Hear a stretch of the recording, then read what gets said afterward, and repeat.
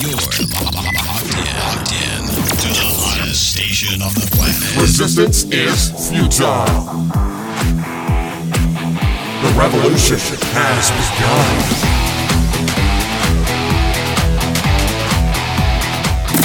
You're listening to Rebelpreneur Radio, helping you break the rules and build the business you need for the life you want. And now, broadcasting his pirate signal from somewhere beyond the status quo, here's your host, best-selling author, marketing and media strategist, Ralph Brogden. Hello and welcome to Rebelpreneur Radio. It's the show that helps you build the business you need so you can live the life you want. I'm Ralph Brogden.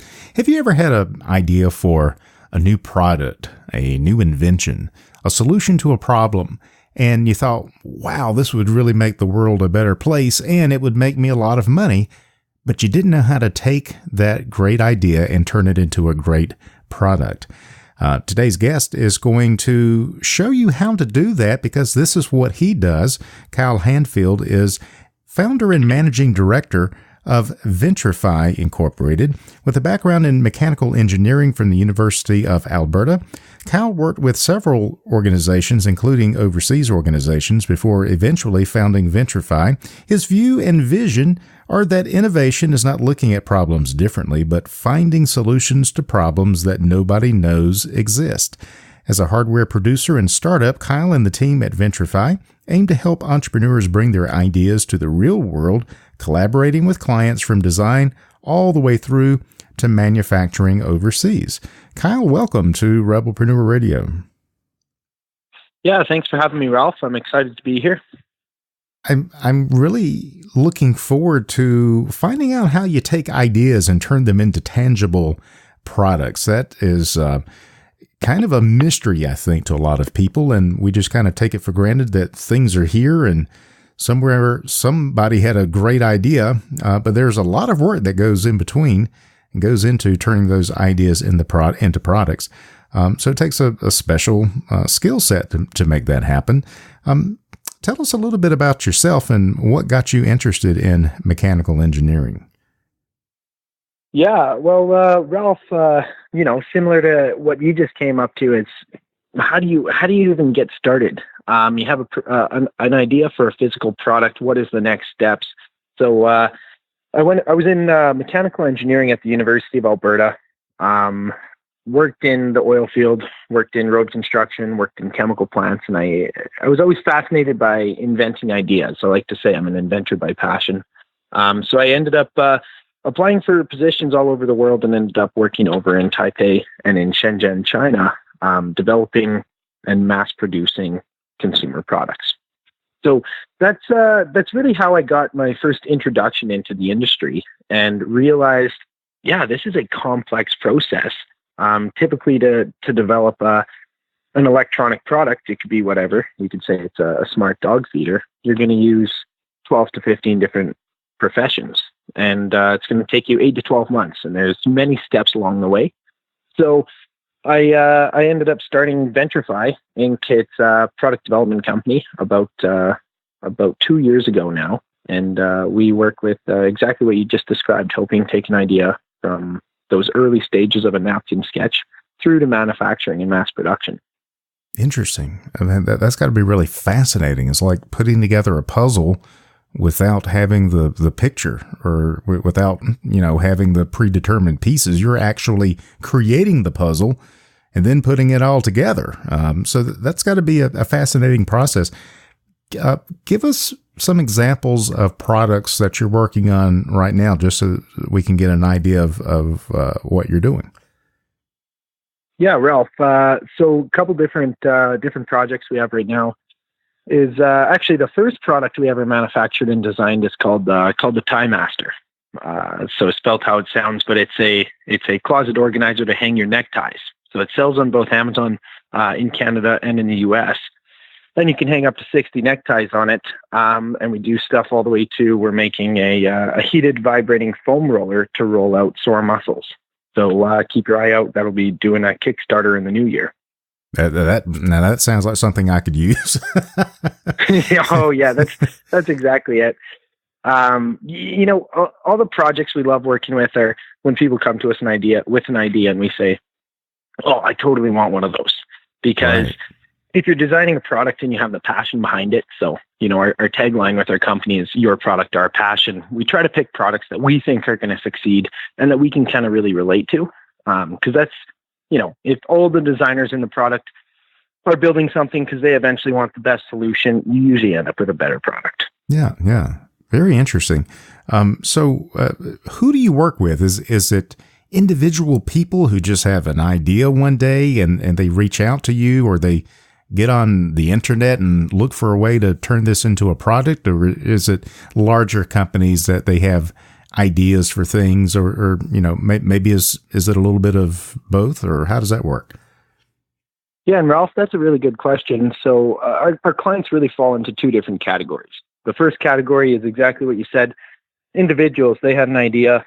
So similar to that Tie Master I was talking about, or the foam roller, those are two entrepreneurs who had an idea, didn't have the knowledge or experience to take the next steps. So they'll come to us with, as early as just a problem, to having a napkin sketch, to even some of the people come to us with a prototype, and we'll help them through the rest of the steps. The second big client that we have is businesses that are looking to improve their efficiency. So somebody who has a device that they're looking to add sensors on so they can determine when they have to do maintenance. So a big part of our business is on that corporate side is, helping build tools to make your business more efficient. Excellent. So you're working with a diversity of people, from individual inventors and all the way up to corporate concerns, and I would assume multinational corporations. And the global marketplace is really different than it was many years ago with Amazon and the ability to basically take your product and get it everywhere. So there seems to be lots of opportunity, but there's also got to be some challenges. So what would you say is the greatest obstacle or the biggest problem you see with helping the people you help to get their product from idea to actually out there in the marketplace making them money? Yeah, 100%. So we go through a 9-step process when we develop products: discovery, ideation, the conceptual design, building a prototype, doing the detailed design and testing, certifications, documentation, and then the manufacturing and logistics. Most of the challenges actually come in those first 2 steps, that discovery and ideation. So that's working with the client to figure out, what is your idea? What makes it unique? What are the competitors out there? We do a market study, an intellectual property study, and we're kind of going through all those different points there. And the first step is, anybody who invents a product inherently, they believe it's going to work. They've identified a problem. But the secondary part of that is figuring out, what price point can you actually sell this for? So trying to figure out, for those, like you said, the global markets, you can maybe sell this for a different price in the US than you could in Europe, or than you could in Canada. And that comes with that is a lot of different steps. If you're selling a product in the States versus Europe, you're going to have to get different certifications for the product. There's going to be different duties and tariffs, and those change all the time. So helping lay out all that information and making sure people plan for, number one, the right amount of money, the right amount of time, and we really truly understand the product, and we can build something that we call marketable. So you're doing a lot of business, marketing, and financial calculations in the very beginning of this process. Before you make the widget, you've got to do a lot of analysis to see if it's even worth trying to make the widget, and if so, what would the price point be, and is that profitable? Is this project even going to work? There's a lot of analysis that goes on before you even begin to construct it. Yeah, that's exactly it. Is this feasible from an economic perspective, from a technical perspective? Can we actually build it? And is there the market out there to actually support it? So we usually spend on that first step, between 4 and 6 weeks of time just researching and putting our time and energy into validating this as a business and as a product. And that's right there the biggest piece of advice that, I'd give to anybody listening right now that has a product idea and they're thinking about, how do I take those next steps?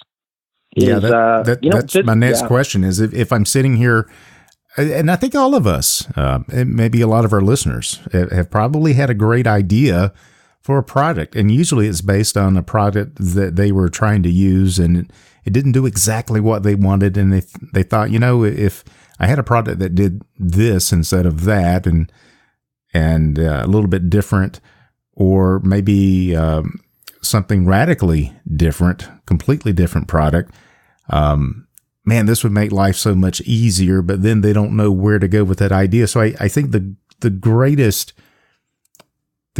way you can help our listeners is if we've got this idea, what would be the things that we need to consider? And I think you've already begun to answer that with the analysis, but what do we do to bring this to life? What are some things that we should keep in mind? Yeah, that makes sense, Ralph. So yeah, like I was saying, the most challenging part about a product development, and if you look at the numbers, physical product or hardware startups are the most failed projects. And that's because people often run out of money or time because they didn't properly plan for it. And there's no reason that hardware has to have such a bad rep. Some of the most profitable companies over the last 20 years have been physical products. You look at Ring or Nest, they got acquired for $3.2 and $1.7 billion respectively. Fitbit, GoPro, they both did IPOs on the public market from a highly profitable state in under 7 years. That's a very impressive numbers. So there's definitely tons of opportunity to do really well in the hardware space. But the biggest problem I see is people coming to us, they've tried to start something and, they spent $100,000 getting it from that idea through to building prototypes, but then they didn't realize that they needed an extra $40,000 to get an FCC certification. So that's the Federal Communication Council. You can't sell any wireless or electronic product without those certifications. But that's what ended up breaking the project in the end. It wasn't if it was feasible, it wasn't that there wasn't a great market for it. It was a great idea, but they didn't plan properly for it. So yeah, the first thing I would do is, there's a lot of books and resources out there. In fact, even if you go on our website, ventrify.net or ventrify.ca, you can see we have a 9-step process listed out there. Sit down and either work with a company like mine. We do offer ideation study proposals, just that first step, if you're just looking to get all the information laid out. Or do a lot of research on your own and really dot all the I's and cross all the T's and make sure you plan for everything from, what's this going to cost to prototype? What does it look like for design and testing? What is the packaging going to cost us to develop? And at the end of the day, the more information you can have at the start, the better, because you'll be allowed to design around what's important. Very, very wise advice. Now, I would imagine unless it's a larger corporate entity that has a lot of money to put behind a project, that it's pretty expensive for the individual inventor or the person who just has an idea and maybe they make some sketches and they want to try to turn it into something. They're going to need some startup capital. In fact, they're going to probably want to go ahead and start a venture organization or a venture company, maybe even begin to get investors. Would that be a logical step to kind of kickstart this process? Ralph, that's exactly it. And what we see is usually people will do those first stages, the discovery and that ideation step, so that they can get all the information. They know how much money it's going to take to get from that start point to having it on the shelves, and they can plan it out, make proper business plans. And then people follow, a couple different paths. Some of our clients choose to put in the money themselves and get it to the stage where they have a prototype where they can then do a Kickstarter. Other clients of ours, there's a ton of great grants for research and development, both in Canada and the United States. So we have a lot of clients who are getting grants for their projects, and that'll help them get through those final stages. Or the third one is venture capital or angel money, raising some money or finding partners in the project. But it all comes down to when you can do that, the best is when you have all the information. So what we usually suggest is go through, do all the research on your project or work with a firm like Ventrify. We can help you get all that information on paper, and then you can go out there and find a partner that's going to help you succeed, and you can raise the right amount of money.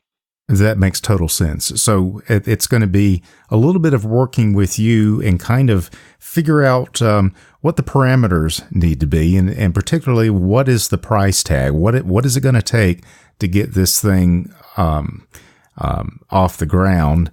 And then you've also done analysis, kind of a market analysis and business opportunity to see kind of some rough financials, so that when people go to investors or to get partners or grants or whatever, they've actually got some numbers to back up what they're doing. And that really, I would think, helps to pave the way for success, as opposed to not having a clue what you need or where you're going.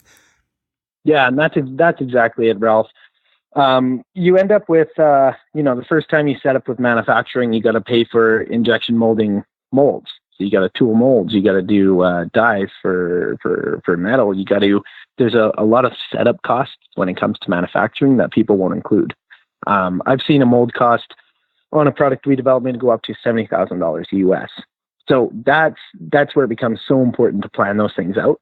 And then the second thing is, it almost felt like the first several times we went through the process of developing products, it felt like there was always a big lesson to be learned. Every step along the way, there was some big lesson learned that we got the chance to go through. So, for example, the first time we developed a waterproof product, we designed a product to be waterproof. We had an O-ring that was sealing it, and everything was good. But right at the end there, we were planning on shipping it over to North America, and we were not going to get it there quick enough by shipping with a boat, right? So shipping with sea container. So we decided to send it with air freight, so on a plane. And what happened is, when you're shipping products via plane, in the cargo cabins, they're not necessarily pressurized. So the cargo cabin wasn't pressurized, and it caused the air inside the product to expand, and that caused all of our products to be damaged when they land. Wow. Landed, right? So it's all those small things that you don't necessarily think about. We're thinking, what's the quickest way to get our product over here, right? What's the quickest way to get it on the shelves? We didn't consider the fact that, with waterproof products, maybe there's other considerations you have to look into. Yeah. Well, now you know, right? I mean, it's that's exactly it. It's a learning experience. I mean, that happened to me with a certain pin when I got on an airplane, and I didn't realize with the cabin pressure, when I took the top of the pin off, the ink flowed everywhere. So it sounds like kind of the same thing that happened there. The unequal air pressure created a problem in your product, and that kind of thing can throw you for a loop and take you by surprise. And but you've got a great team there, so that you know how to respond and deal with those curveballs that come up, as opposed to people trying to figure it out by themselves. It really helps to have a team behind you there to work through these issues together and create some synergy. Yeah, and that's exactly it. We've learned a lot of lessons already, but the second big advantage is we'll work with the factories that are going to manufacture the product from month 2 in the process. So we'll get people that are involved, who are going to be manufacturing the parts, and we'll get their advice. What are those lessons you've already learned in the past that you can apply to us, right? So that cuts out a lot of problems that, maybe you would have seen the first time you produce the product, the first time you get them on the shelves, and reduce a lot of RMAs, which is return to manufacturer and assembly, right? So that's how we that's the big strategic advantage of how we help our clients, is trying to pass over those lessons that we've already done, because we don't just design your product. I would love to work with you as a supplier. So we'll design a product with you, Ralph. You come to us, you have an idea. We produce it. It's great.